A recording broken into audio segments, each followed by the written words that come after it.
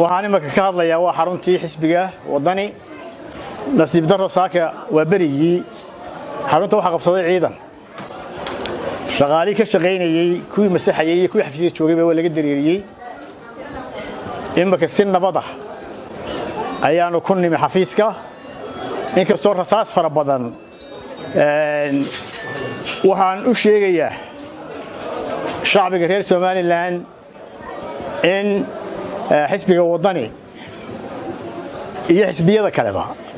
uu dastuurku fasaxay iyo shuruucda dalkuba inay isugu yimaadaan kulan inay isugu yimaadaan xafiisyadooda inay shacbiga la hadlaan inay taageerayaashooda la hadlaan ciidamada booliiska waxaan soo jeedinayaa waxa waajibkoodu yahay in muwaadiniinta nabadgelyadooda ilaaliyaan muwaadiniinta halkan timi ay rasaasta ku ridayaan waxay ka mid yihiin muwaadiniinta waajibku dastuurku u yeelay inay nabadgelyadooda ilaaliyaan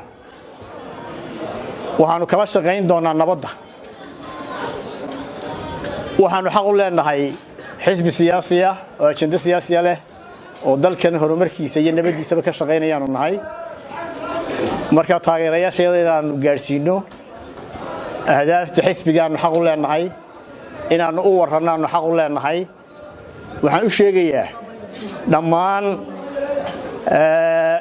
maamulada gobolada xisbiga ee shanta ay hadhayna inay isugu yimaadaan xafiisyadooda inaanu halkan nimaadno maalin walba xaq baanu leenahay maanta qura maaha berrina waanu imanaynaa goboladoo dhammina way isu imanayaan xafiisyadooda isugu imanayaan